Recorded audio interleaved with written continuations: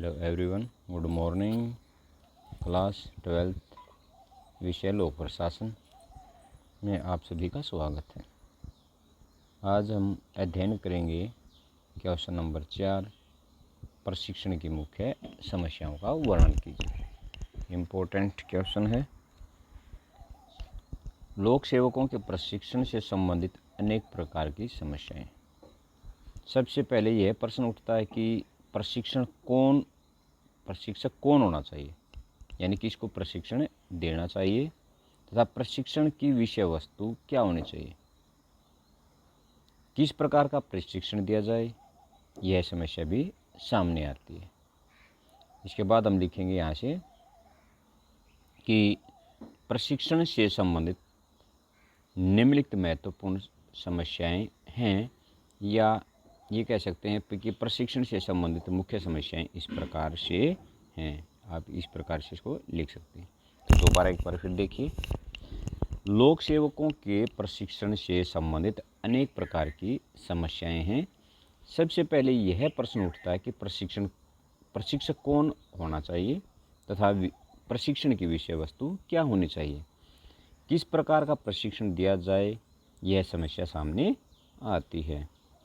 इसके बाद लिखेंगे कि प्रशिक्षण की मुख्य समस्याएं इस प्रकार से हैं।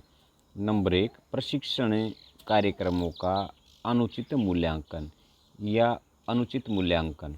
ये भी कह सकते हैं कि कह सकते हैं प्रशिक्षण कार्यक्रमों का अनुचित मूल्यांकन, या सीधा लिख सकते हैं अनुचित मूल्यांकन। यानी जो प्रशिक्षण दिया जाता है उसका मूल्यांकन किया जाता है, उसका जो तरीका होता है वो क्या होता है, गलत होता है। तो इसमें क्या लिखेंगे, चलिए अध्ययन करते हैं। प्रशिक्षण की प्रभावशीलता एवं सफलता का निर्धारण इस तथ्य से होता है कि प्रशिक्षण समाप्त होने के बाद लोक सेवक कितना लाभान्वित हुआ, यानी उसको लोक सेवक को या प्रशासनिक अधिकारी को या अधिकारियों को कितना लाभ प्राप्त हुआ। प्रशिक्षण प्राप्त कर लेने के बाद यदि उनके सत्र, यानी जो उनकी पोजीशन है, सम्मान और वेतन में वृद्धि नहीं होती तो उसे निराशा ही हाथ लगेगी। प्रशिक्षण कार्यक्रम का उचित मूल्यांकन करते समय प्रशिक्षक को कार्यक्रम के उद्देश्यों को ध्यान में रखकर विश्लेषण करना चाहिए। तो यहाँ तक हम इसको कर देंगे, करना चाहिए तक। अब इसके बाद चलते हैं सेकंड जो पॉइंट है इसका, व्यवस्थापिका का असहयोग। यानी जो एडमिनिस्ट्रेशन होते हैं वो क्या करती है, असहयोग दर्शाती है। प्रशिक्षण कार्यक्रम को वैध स्वरूप प्रदान करने के लिए कानूनी प्रारूप प्राय व्यवस्थापिकाओं द्वारा ही तैयार किया जाते हैं, यानी प्रशासन के द्वारा ये तैयार किए जाते हैं। लेकिन व्यवस्थापिका यानी प्रशासन इस कार्य के प्रति असहयोगात्मक रवैया अपनाते हुए या तो प्रारूप तैयार करती ही नहीं, और अगर करती भी हैं तो काफ़ी देरी से।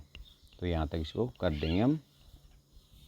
क्या कहेंगे इसमें, लेकिन प्रशासन इस कार्य के प्रति कोई भी सहयोग नहीं करती। वे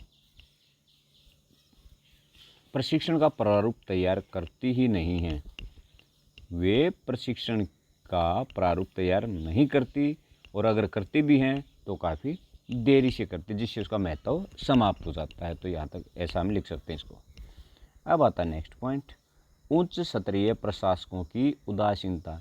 यानी इसके अंदर क्या सोचते हैं कि जो प्रशासनिक अधिकारी ये मानते हैं कि भाई प्रशिक्षण काफ़ी महत्वपूर्ण होता है, लेकिन जो उच्च स्तरीय जो अधिकारी होते हैं वो इसको कोई महत्व नहीं देते। चलिए देखते हैं इसमें क्या लिखेंगे। कुछ ऐसे उच्च स्तरीय प्रशासक हैं जो प्रशिक्षण की तरफ जरा भी ध्यान नहीं देते और इसे बेकार की चीज़ें मानते हैं। प्रशिक्षक कार्यक्रम की लोकप्रियता की वजह से भले ही वे इसका समर्थन करते हैं, परंतु उच्च पद प्राप्त करने वाला लोक सेवक भी कभी कभी प्रशिक्षण को महत्व नहीं देता। तो यहाँ तक इसको लिख देंगे। इसके बाद नेक्स्ट जो हमारा पॉइंट होगा इसका, पॉइंट नंबर 4, सामान्य सेवी वर्ग कार्यों से प्रशिक्षण का प्रशासकीय पार्थक्य यानी अलग होना, से दूर होना। जो सामान्य सेवी वर्ग हैं यानी कर्मचारी होते हैं वो प्रशिक्षण से क्या रहते हैं, दूर रहते हैं। सामान्य सेवी वर्ग का प्रशासन अलग होता है। कभी कभी समस्या उठ खड़ी होती है कि प्रशिक्षण कार्य को सेवी वर्ग कार्यों से प्रशासकीय रूप से पृथक कर दिया जाए। प्रशिक्षण कार्य कर्मी के प्रशासन से घनिष्ठ रूप से संबंधित होता है। इन दोनों को अलग अलग कर देने से अनेक प्रकार की समस्याएं पैदा हो जाती हैं और अनावश्यक टकराव पैदा हो जाता है। तो यहाँ तक इसको लिखेंगे। इसके बाद आता है उचित समन्वय का अभाव यानी तालमेल की कमी पाई जाती है। समन्वय का मतलब होता है तालमेल। प्रशिक्षण की एक महत्वपूर्ण समस्या यह है कि लोक सेवकों के कार्यों और प्रशिक्षण कार्यों के मध्य उचित समन्वय यानी तालमेल नहीं पाया जाता। साथ ही साथ भर्तीकर्ता निकाय यानी संस्था, भर्ती करने वाली संस्था और प्रशिक्षण देने वाली संस्था में भी समन्वय या तालमेल की समस्या उठ खड़ी होती है। इन दोनों को एक दूसरे की आवश्यकताओं और ज़रूरतों को ध्यान में रखकर सहयोग करना चाहिए, क्योंकि एक असहयोग को अच्छा से अच्छा प्रशिक्षण कार्यक्रम भी योग्य और कुशल नहीं बना सकता। इसको यहाँ तक लिखेंगे।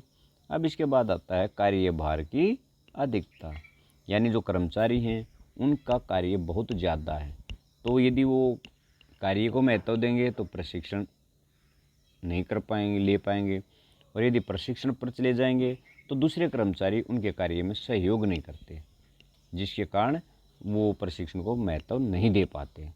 कुछ विभागों में कर्मचारियों पर कार्यभार अधिक रहता है और उनके लिए प्रशिक्षण हेतु समय निकालना बहुत कठिन होता है। प्रशिक्षण के दौरान उनके द्वारा किए जाने वाले कार्य कोई अन्य कर्मचारी नहीं करता, इसलिए उच्च अधिकारियों एवं प्रशिक्षणकर्ताओं का भी यह प्रयास रहता है कि कार्यक्रमों यानी प्रशिक्षण से पीछा छुड़ा जाए। इसके बाद नेक्स्ट नंबर 7, धन का अभाव, यानी जो सरकार कह सकते हैं हम या जो विभाग हैं उनके पास प्रशिक्षण देने के लिए या प्रशिक्षण के ऊपर खर्च करने के लिए पैसा नहीं होता, यानी या होता है तो कम होता है, जिससे प्रशिक्षण का जो औचित्य हो क्या हो जाता है, समाप्त हो जाता है। चलिए देखते हैं इसके अंदर क्या लिखना है। यह भी देखने में आया है कि कई बार प्रशिक्षण कार्यों के संचालन के लिए सरकार के पास धन का अभाव होता है। इस कारण प्रशिक्षण कार्य केवल औपचारिकता का रूप ले लेते हैं। अब इसके बाद लास्ट, सेवाकालीन प्रशिक्षण के लिए पाठ्यक्रम निर्धारण करने की समस्या है। यहाँ पर आता है कि सेवाकालीन क्या होता है। हमने बड़े जो क्वेश्चन थे उसके अंदर भी इसका अध्ययन किया था कि प्रशिक्षण के टाइप सेवाकालीन, यानी जब सेवा यानी कार्य करते हुए जब नौकरी या सर्विस प्राप्त कर लेते हैं तो उसके बाद जो प्रशिक्षण दिया जाता है तो उसको सेवाकालीन प्रशिक्षण कहा जाता है। तो उस प्रशिक्षण के लिए कोई उचित पाठ्यक्रम नहीं है। क्या लिखेंगे इसके अंदर, सेवाकालीन प्रशिक्षण के लिए पाठ्यक्रम निश्चित करने की समस्या भी बड़ी विकट है यानी अनोखी है। सेवाकालीन प्रशिक्षण के पाठ्यक्रम से अगर उन्हें पदोन्नति मिलने अथवा वेतन वृद्धि होने से कोई लाभ नहीं हो, यानी ये कहता है कि यदि प्रशिक्षण दिया जाए और प्रशिक्षण देने के बाद प्रमोशन न हो और नए वेतन में वृद्धि हो, नए सामाजिक सम्मान में वृद्धि हो, तो उसका औचित्य ही समाप्त हो जाता है। नहीं हो तो लोक सेवक प्रशिक्षण को पर्याप्त महत्व नहीं देते।